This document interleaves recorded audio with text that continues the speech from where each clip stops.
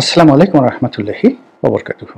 সম্মানিত দর্শক, বাংলাদেশকে কেন্দ্র করে আমেরিকা এবং ভারতের যে সম্পর্ক, এটি এখন রীতিমতো দা কুমড়ার সম্পর্কে পরিণত হয়েছে। আমরা জানি যে জনাব ডোনাল্ড ট্রাম্প এবং জনাব নরেন্দ্র মোদী, এই দুজনের মধ্যে একটা ঐতিহাসিক বন্ধুত্বপূর্ণ সম্পর্ক ছিল এবং ডোনাল্ড ট্রাম্প ক্ষমতা আসার পর তাদের মধ্যে প্রথম যে বিতণ্ডা, সেই বিতণ্ডাটা শুরু হয় বাংলাদেশকে কেন্দ্র করে।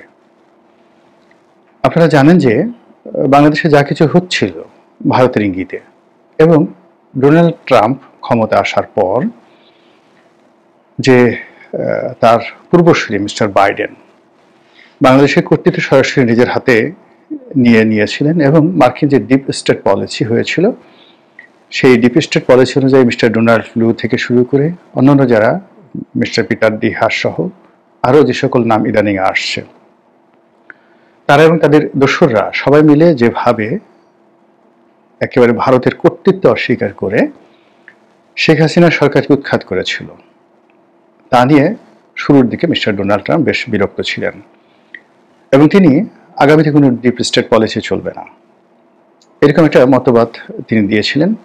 অর্থাৎ মার্কিন যুক্তরাষ্ট্র আগামীতে কোনো দেশে সরকার পরিবর্তনে একটি পয়সাও সেই দেশের ট্রেজারি থেকে আর বিনিয়োগ করবে না। দ্বিতীয়ত হলো যে এই ডিপ স্টেট পলিসির যে সকল কর্তা ব্যক্তি, তিনি তাদেরকে চাপে রাখার জন্য ওই আমেরিকাতে জর্জ সরোজ, যার সঙ্গে ডক্টর মোহাম্মদ ইউনূসের একটা ভালো সম্পর্ক ছিল, এবং জর্জ সরোজ ওই সময়টিতে ডিপ স্টেট পলিসির কারণে নানা দেশে নানা রকম যে অপকর্ম করে বেড়াতেন, তার ব্যাপারে ডোনাল্ড ট্রাম্প খুব, যাকে বলা হয় একেবারে কাটছাট সম্পর্ক, মানে হোয়াইট হাউসের ধারে কাছে জর্জ সরোজ এবং তার দ্বারা লোকজন ঢুকতে না পারে সেই ব্যবস্থা তিনি করেছিলেন। দ্বিতীয়ত, তিনি এসে তার মনোভাব এতটা শক্তিশালী অবস্থানে তিনি বসেছিলেন দুটো বিষয়, একটা হলো এই ডিপ স্টেট পলিসি, আর একটা হলো পুতিনের পক্ষ অবলম্বন করা এবং ইউক্রেন যুদ্ধ বন্ধ করার জন্য জেলেনস্কিকে চাপ দেওয়া। এবং এই কাজগুলো তিনি করেছিলেন মূলত তার বন্ধু জেলেনস্কিকে সহযোগিতা করার জন্য।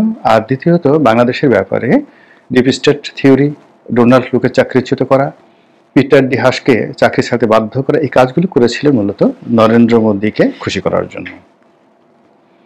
কিন্তু মার্কিন রাষ্ট্র ব্যবস্থা এতটা শক্তিশালী, সেখানে আসলে যে কোনো একটা সরকারি সিদ্ধান্ত বা রাষ্ট্রীয় সিদ্ধান্ত, এটা রাতারাতি ইচ্ছে করলে কোনো প্রেসিডেন্ট বন্ধ করে দিতে পারেন না। আমেরিকার ইতিহাসে দুজন খুব বিখ্যাত প্রেসিডেন্ট ছিলেন, জন এফ কেনেডি এবং মিস্টার বিল ক্লিন্টন। এরা দুজনেই যুদ্ধ বিরোধী ছিলেন, কিন্তু যুদ্ধবিরোধী থাকা সত্ত্বেও তারা কিন্তু পৃথিবীর যুদ্ধ বন্ধে তেমন কোনো গুরুত্বপূর্ণ ভূমিকা পালন করতে পারেননি। এমনকি মিস্টার ওবামার মতো শান্তিপ্রিয় প্রেসিডেন্ট রাষ্ট্র ক্ষমতায় থাকতেই পাকিস্তানের অ্যাবোটাবাদে সেই মার্কিন যুক্তরাষ্ট্র হামলা চালিয়ে ওসামা বিন লাদেনকে খুন করেছিল। এটা হবে মার্কিন পলিসি। অন্যদিকে একবার তেলের যে সিন্ডিকেট, তেল গ্যাসের যে সিন্ডিকেট, সেই সিন্ডিকেট ভেঙে দেওয়ার জন্য আমেরিকার ইতিহাসের সবচেয়ে শক্তিশালী এবং সফল প্রেসিডেন্ট মিস্টার রোনাল্ড রিগান, তিনি একটি পদক্ষেপ নিতে যাচ্ছিলেন, আর অমনি তার উপর আততায়ী গুলি চালায়, মানে একটা সতর্ক, তাকে ইচ্ছে করলে মেরে ফেলা যেত, কিন্তু না মেরে তাকে ভয় দেখানোর চেষ্টা করা হয় এবং মিস্টার রোনাল্ড রিগান তিনি ভয় পেয়ে যান। তো একইভাবে ধরুন এই যে ডোনাল্ড ট্রাম্প, তিনিও কিন্তু তার সাধ্যমতো চেষ্টা করেছেন। ইতিপূর্বে আপনারা জানেন করোনার সময়টাতে তিনি যখন প্রেসিডেন্ট ছিলেন, তিনি বুঝেছিলেন যে এটা একটা ফাঁদ বিশ্বকে ঠকানোর, এবং কর্পোরেট হাউসগুলো সারা পৃথিবীর মানুষকে ভয় দেখিয়ে ট্রিলিয়ন ট্রিলিয়ন ডলার ব্যবসা করার জন্য যে একটা ফাঁদ পেতেছে, এই ফাঁদের সঙ্গে চীন এবং আমেরিকার কিছু কোম্পানি জড়িত। তো এই কারণে তিনি সরাসরি বললেন যে এটা কোনো রোগ না, একটা ভুয়া, আমি কোনো টিকা টোকা কিচ্ছু নেব না। ফলে কি হলো, তাকে কৃত্রিমভাবে জীবাণুর আক্রমণ তার শরীরে ঘটানো হলো, জোর করে তাকে হাসপাতালে ভর্তি করা হলো এবং তাকে টিকা দিতে বাধ্য করা হলো। এই হলো আমেরিকার প্রশাসন। তো যেটা বলছিলাম যে বাংলাদেশকে নিয়ে মার্কিন প্রশাসন যে ধারাবাহিকতা চালু রেখেছে 1953 সাল থেকে, 1953 থেকে, সেই পলিসিটা হলো বার্মা অ্যাক্ট। অর্থাৎ এখানে তারা রেঙ্গুনে অর্থাৎ বার্মাতে একটা কর্তৃত্ববাদী শাসন ব্যবস্থা চালু করবেন, বার্মাকে ছিন্ন বিচ্ছিন্ন করে ফেলবেন এবং আমাদের পার্বত্য চট্টগ্রাম এবং আরাকানকে একত্র করে একটি রাষ্ট্র করবেন। এবং তাদের সেই যে 53 সন থেকে এই যে অপকর্ম বা এই যে মন মানসিকতা, এই মন মানসিকতার কারণে আপনি দেখুন সেই পাকিস্তান জমানাতেই আমাদের পার্বত্য জেলাগুলো উত্তাল হয়ে ওঠে। ওখানে শত শত খ্রিস্টান মিশনারি যারা রয়েছে তারা সেখানে তাদের ক্যাম্প স্থাপন করে। ওখানে যারা উপজাতি রয়েছেন তাদেরকে অর্থ এবং অস্ত্র সরবরাহ করা হয় এবং তাদেরকে বলা হয় যে তোমরা স্বাধীন থাকবে, সার্বভৌম থাকবে, তোমরা একটা পাহাড়ি জাতি। 1953 থেকে আপনি দেখুন 53 এর আগে এমনকি ব্রিটিশ জমানাতেও কিন্তু সেখানে কোনো গন্ডগোল ছিল না। তো সেই গন্ডগোল পাকিস্তান জমানাতে ছিল। স্বাধীন বাংলাদেশে বঙ্গবন্ধু চেষ্টা করলেন, কিন্তু এই যে সন্তু লারমার বাবা মানবেন্দ্র লারমা তিনি সেই বঙ্গবন্ধুর সেই কর্তৃত্ব অস্বীকার করে তিনি সেই প্রথম যে গন্ডগোল শুরু করলেন পাহাড়ি বাঙালি সমস্যা, এটা জিয়াউর রহমানের কাঁধে এসে পড়ল। জিয়াউর রহমান এটা শক্তি প্রয়োগ করলেন, শান্তি বাহিনীকে দমন করার জন্য সেখানে ক্যান্টনমেন্ট স্থাপন করলেন, একটার পর একটা বাঙালি কমিউনিকে তিনি সেখানে এস্টাবলিশ করলেন, কিন্তু ওই যে বার্মা অ্যাক্ট সেই সমস্যা সমাধান হলো না। পরবর্তীতে যখন আমেরিকার সঙ্গে ভারতের খুব ভালো সম্পর্ক হলো, সেই সম্পর্কের কারণে দেখা গেল যে 1991 সনের দিকে সেখানে একেবারে সশস্ত্র যুদ্ধ শুরু করলো শান্তি বাহিনী এবং ভারত তাদেরকে আশ্রয় দিল, প্রশ্রয় দিল আমেরিকার নির্দেশে। এরপর যখন শেখ হাসিনা সরকার এলো 96-তে, তখন ভারতের সাথে শেখ হাসিনার ভালো সম্পর্কের কারণে সেই যুদ্ধ আপাতত বন্ধ হলো, অর্থাৎ শান্তি বাহিনী আত্মসমর্পণ করলো এবং পার্বত্য শান্তি চুক্তি হলো, কিন্তু সমস্যার কিন্তু সমাধান হয়নি। তো এই যে আমেরিকার যে ধারাবাহিকতা, সেই ধারাবাহিকতা 96 থেকে 2001 সন পর্যন্ত রোহিঙ্গার সমস্যা এবং শান্তি বাহিনীর সমস্যা আপাতত চুপচাপ ছিল, কিন্তু এটি আবার 2001 সনে যখন বিএনপি ক্ষমতায় আসলো এটি আবার বাড়তে থাকলো, বাড়তে বাড়তে বাড়তে বাড়তে এসে 2010 সনে একবার, আবার 2016 সনে আরেকবার। এই রোহিঙ্গা ক্রাইসিস তৈরি করে আমেরিকা আজকের এই অবস্থানে তারা তাদের যে ডিপ স্টেট পলিসি, সেই পলিসিতে তাদের সকল কাজের সামনের সারির যে বাধা, সেই বাধাটা হলো শেখ হাসিনা। তো সেই শেখ হাসিনাকে সরিয়ে এখানে ডিপ স্টেট পলিসি বাস্তবায়ন করার জন্য, বার্মা অ্যাক্ট বাস্তবায়ন করার জন্য তারা যখন একেবারে চূড়ান্ত প্রস্তুতি নিয়ে ফেলেছে, তখন তাদের সামনে দুটো সমস্যা দেখা দিয়েছে। প্রথমত, তারা ভারতের কাছ থেকে কোনো সাহায্য এবং সহযোগিতা তারা পাচ্ছে না। এর কারণ হলো যে রাষ্ট্রটি তারা করতে চাচ্ছে বাংলাদেশের পার্বত্য অঞ্চল নিয়ে এবং মায়ানমার নিয়ে, বা তারা সেখানে আরাকান আর্মি এবং মানে কোচিন বিদ্রোহীদেরকে দিয়ে, মানে চীন বিদ্রোহীদেরকে দিয়ে। তো সেখানে ভারতের একটা বিরাট সীমান্ত রয়েছে, চীনের একটা সীমান্ত রয়েছে। কাজেই চীনের সঙ্গে আমেরিকার এমনি একটা দাকুমের সম্পর্ক, চীনকে শিক্ষা দেওয়ার জন্য মূলত তারা এই কাজ করছে, কিন্তু তারা যে কাজটি করতে যাচ্ছে তাতে দুটো রাজ্য বা তিনটি রাষ্ট্র তারা সেখানে তৈরি করতে হবে তাদেরকে, এখন তো তারা করতে পারবে না। এবং সেই কাজ করতে গিয়ে তারা সরাসরি ভারতের সাথে কনফ্লিক্টে জড়িয়ে পড়েছে। ফলে তাদের এই যে বার্মা অ্যাক্ট, এই মুহূর্তে তাদের জন্য বার্মা অ্যাক্ট একদিকে মায়ানমার, আর একদিকে চীন, আর একদিকে ভারত, সব বেঁকে বসেছে। এখন এই মুহূর্তে তাদের প্রধানতম অস্ত্র হলো বাংলাদেশ।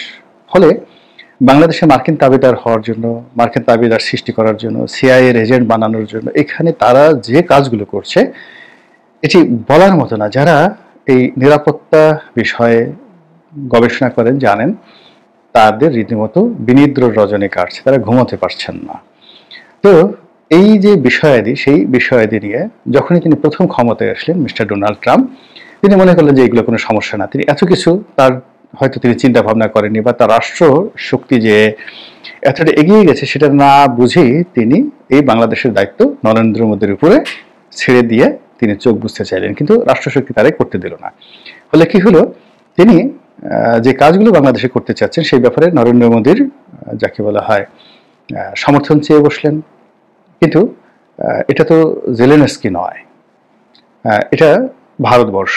ফলে ভারতবর্ষ কোনো অবস্থাতেই তার কথা মতো সায় দিল না। আর সায় না দেওয়ার কারণে প্রথমে সম্পর্ক খারাপ হলো, এরপর হুমকি ধামকি, তারপরে বাণিজ্য বিরোধ, তারপরে শুল্ক আরোপ, তারপরে তুমি কেন রাশিয়ার কাছে তেল কেনো, ইত্যাদি ইত্যাদি নানা রকম অজুহাত দিয়ে ভারতকে স্কুইজ করার চেষ্টা করলো। আর ভারতকে যত স্কুইজ করার চেষ্টা করছে, ভারত তত আমেরিকার বিরুদ্ধে বিষোদ্গার করার চেষ্টা করছে। এবং এইগুলো নিয়ে আমেরিকা মাঝে মধ্যে নরম হয়, ভারত আরও গরম হয়, আমেরিকা মাঝে মধ্যে গরম হয়, ভারত আরও গরম হয়।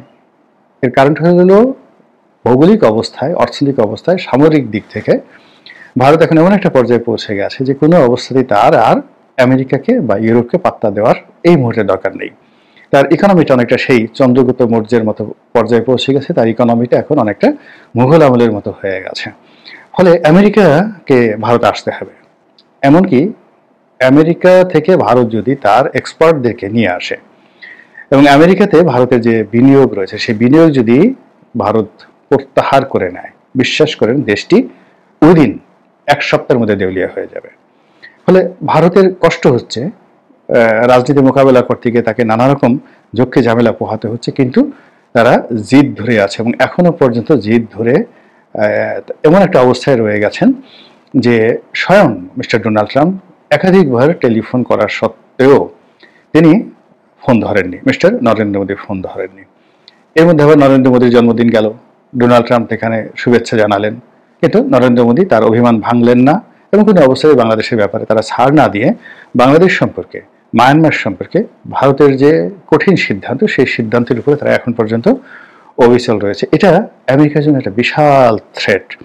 এখানে তাদের যে বিনিয়োগ এবং এখানে তাদের যে প্ল্যান, এই প্ল্যান এবং বিনিয়োগ দুটো যদি ভেস্তে যায় তাহলে পুরো রাষ্ট্রশক্তি রীতিমতো পশ্চিমাদের নিকট চ্যালেঞ্জের মুখোমুখি পড়ে যাবে।